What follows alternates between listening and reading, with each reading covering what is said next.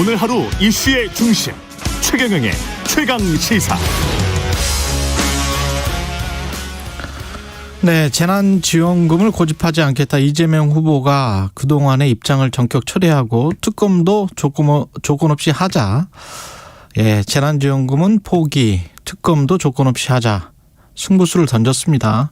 과연 박스권 지지율을 벗어날 계기가 될지 더불어민주당 공동선대위원장이죠. 박영진 의원 전화로 연결돼 있습니다. 안녕하세요. 네, 안녕하세요. 박용진입니다. 예. 지금 상황은 어떻게 보십니까? 뭐 여론조사 결과가 나왔는데 확실한 것은 오차범위 밖으로 이미 벌어져 있는 것 같다. 이거는 확실한 것 같고요. 여론조사상 이제 그런 건데요. 예. 물론 뭐 여론조사가 일정하게 국민들의 의사를 반영하고 있기는 하죠. 근데 그 선거를 아는 분들은 다 저랑 똑같이 얘기하실 텐데 앞으로 한 110일 정도 5번은 몰라도 3번은 요동친다. 여론조사는 아마 계속해서 널뛰기를 할 거다. 그 여론조사에 묶여서 뭐 이렇게 저렇게 판단하고 조급해지고 하면 오히려 더 패착이 될 거다. 이건 뭐 기본적인 생각이고요. 예. 그 바닥 민심은 사실 뭐 이재명 후보가 가지고 있는 여러 부담스러운 짐들도 있는데요. 예. 근데 민주당이 오히려 더 큰 이제 어떤 교체의 대상이 되어버린 상태예요. 그래서 바닥 민심은 그런데 그래도 민주당은 미운데 그렇다고 윤석열이냐. 라고 하는 그런 기본적인 흐름은 있어요. 그래서 더불어민주당이 후보를 중심으로 어떻게 변할 거냐. 예. 어느 방향으로 갈 거냐. 이거를 분명히 보여주고 민심을 따르고 한다면 말씀드린 그 5번 혹은 3번의 요동치는 그 과정에서 판이 이제 뒤집힐 수 있다고 저는 생각합니다. 미래는 그렇다고 치더라도 현재까지 이렇게 된 데에 무슨 원인 진단이 이제 분명히 나와야 될 것 같은데요. 원인이 뭘까요? 일단 그 선거 체제로 돌입을 했는데 일사불란하지 못한 거죠. 일사불란하지 못하다. 예, 기본적으로 이제 그 당은 민주정당이어야 하고요. 그래서 여러 가지 의견과 논쟁이 있을 수 있는데 예. 선거 체계로 들어서면 그때는 일사불란이 가장 중요한 덕목입니다. 그런데 저희가 아직 그 일사불란함을 보이고 있지는 못하고 있고요. 그 후보를 중심으로 일사불란함을 분명히 하자라고 하는 건 두말하면 잔소리 되는 상황이에요. 근데 그 국민의힘 같은 경우는 이제 홍준표 후보가 이런 이야기를 했잖아요. 만약에 이제 윤석열 후보가 되면 대한민국이 불행해질 것이다. 직접 댓글을 달았거든요. 네. 근데 이낙연 후보 같은 경우에 지금 이제 2위 후보에 관해서 이야기를 하는 건데 2위 후보였던 이낙연 후보 같은 경우 상임 선대위원장이죠. 지금 현재. 네. 근데 안보 이런 상임 고문이죠. 예. 안보 이는 것이 홍준표 의원과 비슷한 어떤 그 아직 뭔가가 좀 남아 있는 거 아닙니까 혹시? 홍준표 후보는 댓글을 달잖아요. 예. 그리고 분명히 뭔가를 지금 다른 거를 지금 나는 꿈꾸고 있어 하고 이제 그러시는데. 이낙연 전 대표는 지금 이낙연 전 대표로 함께 했었던 분들은 다 지금 선대위원회에 포괄이 돼서 각자 역할을 하고 있고 또 그 목소리들을 내고 있어요. 그래서 저는 그 홍준표 후보처럼 좀 노골적인 그런 활동하고 비교해서는 안 된다고 생각하고 민주당은 원팀은 되었으나 일사불란하지 못하다 이렇게 진단하는 건 맞습니다. 그 정도다. 예, 그렇습니다. 오히려 지금 후보의 후보의 자질에서의 격차가 좀 분명히 좀 보여지는 게 중요한데 그렇게 되지 못하고 약간은 그 마이크가 다 중구난방으로 좀 흩어져 있는 거 아니냐 이런 생각도 있어요.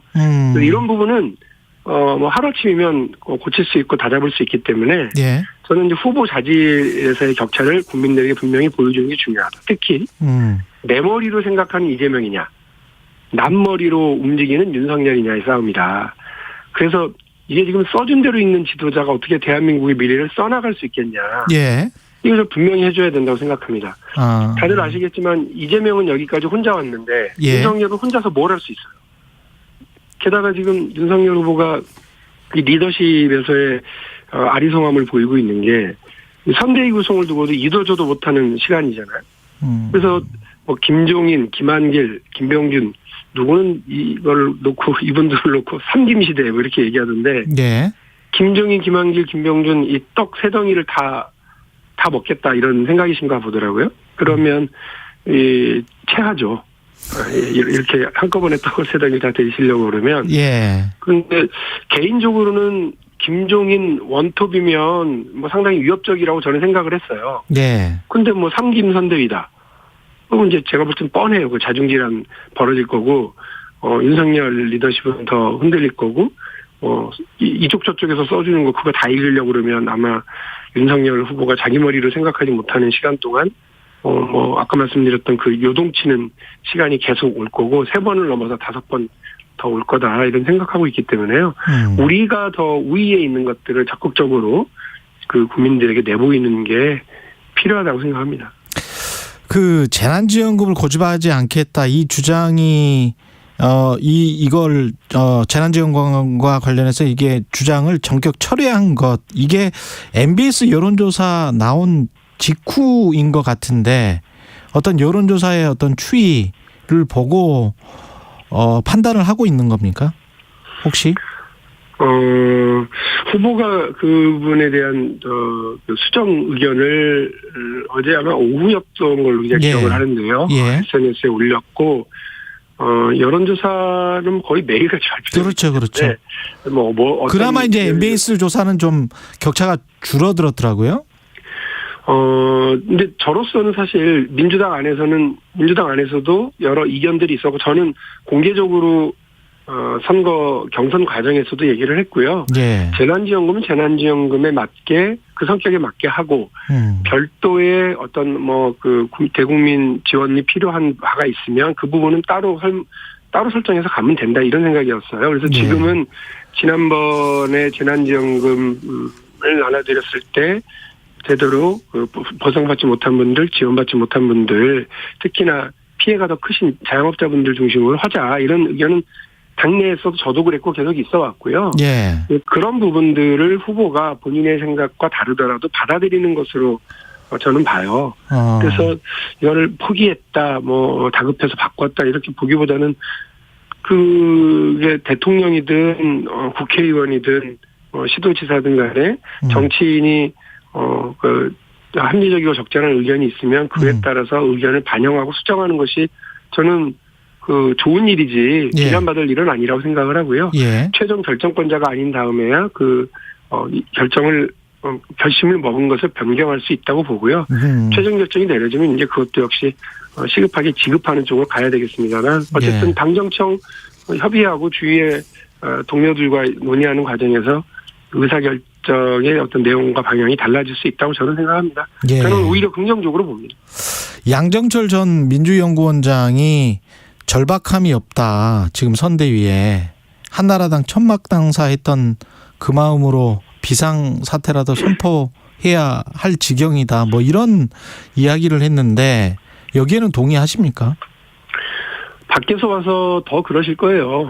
그리고 한 번 정도의 선거를 2번이군요. 2번의 선거를 사실상 기획하고 진두지휘하는 역할에 있던 사람으로서 밖에서 볼 때 답답하죠. 잘 안 돌아가죠. 당 안에서도 그런 답답함들이 있습니다. 예. 무엇보다도 적극적으로 의사결정을 하고 금방금방 좀 결정이 날이 게 아니라 이게 이제 의사결정 라인이 길어지면 이거 보급선이 길어지는 거랑 비슷한 군대 움직이면서 가장 취약 지역이 바로 이 보급선이 길어지는 경우 아니겠어요? 예. 마찬가지로 일사불란함을 유지해야 되는데 너무 결정 과정이 느리거나 그 결정이 빨리빨리 어떤 피드백이 오지 않으면 사실 일선에 있는 의원들도 다 답답하게 되죠. 그거를 마치 내부 안에 누구의 탓을 하고 문제 제기를 하는 식으로 가면 또 이게 자중질환으로 빠지거든요. 특히나 2007년 선거를 얘기하셨던 걸로 기억하는데 예. 저는 2007년 선거는 기억을 못하고 그때는 제가 역할을 안 했으니까요. 예. 2012년 선거를 이렇게 기억을 하는데 그때는 또 후보가 당 밖에 서 있었어요. 그래서 그 대부분의 국회의원들에게 123명이었나? 예. 국회의원들에게 아무런 역할도 주지 않고 당 밖에 선대위를 따로 꾸리고 선대위도 3개, 4개를 꾸리면서 오히려 혼란해지고 당 조직은 거의 그 꿔다는 보릿자루 식으로 있었거든요. 예. 그때를 돌이켜보면 기본적으로 당 조직을 다 선대위 체계 내로 흡수해드린 거. 그리고 그것 때문에 조금 너무 방만한 거 아니야, 너무 비대한 거 아니야 이런 얘기가 돌 수 있습니다만 그게 선대위가 10만이면 어떻습니까? 일사불란하면 되는 거예요. 그 일사불란함을 저는 빨리 복구해야 된다고 생각을 하는데 아마 양정철 전 원장도 이 일사불란함을 지목을 한 거지 뭐 내부에 누구 탓을 하고 어느 세력을 공격하고 이런 방향은 아닐 거라고 생각을 합니다. 지금 체제가 지금의 시스템이 갖고 있는 어떤 과함을 조금 조정하고 덜어내는 방식으로 하면서 어떻게 이 의사결정의 과정을 좀 신속하게 복구할 거냐. 이게 되게 중요한 지점이라고 봅니다. 지금 말씀하신 일사불란함이 필요하다. 그 일사불란함에 열린민주당과의 통합은 도움이 될까요? 어떻게 보십니까?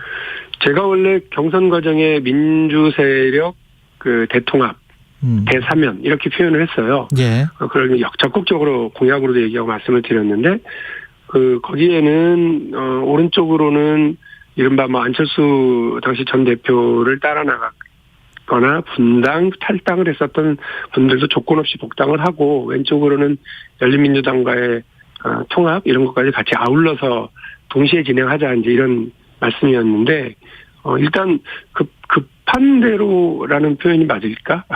일단 그 열린민주당하고 통합을 먼저 추진하는 것으로 좀 진행이 된 것 같고요. 예. 저는 그것도 그렇습니다만 호남 지역을 중심으로 해서 국민의힘, 국민의당 분들 박주선, 김동철, 김경진, 송기석 전 의원들 그리고 이용호 무소속의 이용호 의원 이런 분들이 자꾸 저쪽으로 그 국민의힘으로 가거나 그렇죠. 가겠다고 의사를 표현하는 건 이건 뭐 우리한테는 아무 영향 없다 이렇게 할 일 아니거든요. 원래 우리 당 분도 아니다. 저분들은 원래 철새다 이렇게 얘기할 게 아니고 민주당으로서는 마이너스 0.1점씩을 지금 갖는 거예요. 그 마이너스 0.1점씩이 쌓이다 보면 어느새 1점 되고 2점 되거든요. 마이너스. 예. 이렇게 되면 어느 시점에선가에는 회복할 수 없는 상황이 온다고 보고요. 그래서 저는 이 큰 어떤 선거에서 이 큰 선거에서 제일 중요한 건 어떤 사람과 세력과 동맹을 맺고 연합을 하고 통합을 하느냐. 그리고 어떻게 해서 상대의 보급선을 끊을 거냐. 그 보급선이라고 하는 건 여러 가지 다양한 에너지들이고 그게 장점인데 이거를 끊어낼 거냐. 이 두 가지가 그 선거의 중요한 전략적 지점이라고 보고 우리도 그걸 들여다보고 있거든요. 그래서 우리가 지금 조금 늦게 하는 거 혹은 미진했던 부분들이 요 지점으로 이제 모이게 될 것 같습니다. 그래서 저는 아마 후보를 중심으로 당의 의사결정의 일사불란함이 좀 바로 서고 또 그런 과정에서 민주당이 가지고 있는 조직적인 우세 또 후보에서의 후보 자질에서의 우세 이런 부분들을 부각시켜 나가면 뭐 저는 12월 중순 이전에 얼마든지 다시 우위를 점하면서 유리하게 선거판을 끌어갈 수 있을 거라고 생각합니다. 그러면 지금 말씀하신 거 들어보니까 앞으로 한 달 동안 새로운 인물 영입이 많이 진행될 것 같네요. 민주당은. 새로운 인물 영입이라고 하는 건 뭐 너무 당연한 거예요. 선거 과정을 통해서 당이 이렇게 달라질 거고 그 달라짐을 인물로 보여주는 건 당 안에 있는 내부 인물들로서는 좀 부족하기 때문에 새로운 인물을 계속 저희가 찾고 발굴하고 받아들이고 영입할 텐데 예. 제가 지금 드린 말씀은 지금부터 이미 시작이 된 거죠. 우리 선대위가 잘 안 굴러가네. 일사불란함을 실종했네. 후보 자리의 장점을 제대로 못 보여주고 있네. 뭐 이런 등등의 반성들이 좀 당내에서 좀 돌고 있기 때문에 예. 이것을 후보가 중심이 돼서 수습하고 바꿔나가는 건 이미 이제 시작이 됐다고 보시면 되고요. 12월 중순을 제가 말씀드린 건 여론조사에 이게 반영이 되고 국민들이 여기 좀 그동안 민주당이 미웠는데 좀 다시 한번 봐야 되겠네 하는데 걸리는 시간은 한 달 정도 걸릴 거라고 봅니다. 그 김한길 대표의 국민의힘 선대위 합류 이야기는 이거는 마이너스 0.1점입니까? 플러스 0.1점입니까? 아니면 플러스 1점입니까? 국민의힘에? 뭐 저희한테는 플러스도 마이너스도 아닐 수 있다고 봐요. 이미 당을 민주당에는 떠나셨던 전직 대표기이지만 이미 당을 떠나셨던 상황이었기 때문에. 그런데 중요한 건 상대 진영에게 플러스 0.1점, 플러스 0.2점 이렇게 되는 것도 무서운 거죠. 상대 진영에는 분명히 플러스 0.1점이나 0.2점은 될 것이다. 그렇죠. 국민들이 보실 때는 전에 민주당이 있었던 당대표 그리고 중도 진영이라고 표현할 수 있었던 안철수 후보와 같이 있었던 분이 이렇게 온다라고 하는 건 우리가 더 큰 그릇이고 우리가 더 큰 진영을 짜고 있어요. 이렇게 보여주는데 좋은 어떤 거리는 될 수 있죠. 그런데 이게 다 양이 있고요. 빛과 그림자가 있는데 아까 말씀드린 것처럼 사실 김종인 전 대표의 원톱 시스템이면 그 일사불란함을 정확하게 표현할 거라고 봐서 제가 위협적일 거로 생각한다 이렇게 봤는데 이제 중구난방 시스템이 될 수도 있다. 떡세게 다 먹으려고 했다가 체한다. 그 말씀이군요. 그게. 그렇습니다. 아마 저도 다 아는 분들이지만 김종인 대표의 이른바 그립감 엄청 세죠. 장악력. 우리 김한길 전 대표 역시 엄청난 기획 능력과 장악력과 추진력을 이제 가지고 있는 분들이고 김병준 전 위원장은 그렇지 않습니까? 근데 아마 뭔가 이렇게 조금 이거 엄청난 패착을 두고 있는 거구나라고 하는 걸 좀 이따 조금만 좀 지나면 윤석열 후보나 국민의힘이 알게 될 거다 이렇게 생각을 하고요. 오히려 지켜보고 있습니다. 이해찬 전 대표가 나서야 된다 이런 이야기도 있습니다. 김종인 전 위원장에 맞서기 위해서는 어떻게 보세요? 본인도 아마 그렇게 생각하지 않으실 거라고 보고요. 이해찬 전 대표도 그렇게 생각하지 않을 것이다? 저는 다시 말씀드립니다. 어쨌든 후보 중심이 분명히 서야 된다. 다른 누군가가 진두지하는 방식이어서는 안 된다. 국민의힘은 윤석열 후보가 제가 아까 말씀드린 것처럼 자기 머리로 생각하기보다는 남이 써준 대로 읽거나 어떤 자기가 제대로 국정을 끌어갈 만한 능력을 보여주는 이런 실력과 경험을 쌓을 시간이 거의 없었거든요. 그렇기 때문에 누군가의 머리와 판단력을 빌려서 선거를 치르고 국정을 끌어가게 될 거라고요. 그게 근데 두고두고 우리 국민들에게는 불안한 지점이 바로 그 지점이라고 봅니다. 그러나 이재명 후보는 싫어하시는 분들도 계시는지 모르겠습니다만 그의 결단력과 추진력 이런 부분들은 성남시장 경기도지사를 거치고 당내 경선을 거치면서 많은 국민들에게 오히려 그게 장점으로 보여줬고 또 이런 행정 경험과 정치 경험이 훨씬 장점으로 좀 발현될 수 있다고 저는 생각을 하거든요. 그렇게 되면 우리는 후보를 중심으로 해서 진용을 분명히 하는 것 이게 더 중요하다고 보고요. 윤석열 후보 쪽과는 전혀 조건과 상황이 다르다고 봅니다. 민주당 선대위가 제대로 작동을 하면 결국 선거는 초박빙 선거로 가게 될 거라고 생각하세요? 어떻게 생각하십니까? 마지막으로. 네, 저희가 유리할 때에도 원사이드하게 이길 거라고 생각하지 않았고요. 2007년 선거들 많이 얘기하시는데 절대 역사는 고스란히 반복되지 않습니다. 그래서 그렇게 일방적인 선거가 한쪽에서 될 가능성은 별로 없다고 봅니다. 그래서 초박빙으로 갈 거기 때문에 긴장 놓치지 않고 내가 좀 말을 많이 하고 싶어도 후보가 더 빛나게 하고 후보가 당의 변화를 국민들에게 증언하고 증거할 수 있도록 해줘야 된다고 생각을 해요. 그래서 당내 여러 리더들이 그런 면에서 후보를 좀 뒷받침하고 후보를 더 빛나게 하고 하는 그런 역할들을 해야 될 때라고 생각을 합니다. 말씀 감사하고요. 박용진 더불어민주당 공동선대위원장이었습니다. 고맙습니다. 네, 감사합니다. 공정, 공익, 그리고 균형. 한 발짝 더 들어간다. 세상에 이익이 되는 방송. 최경영의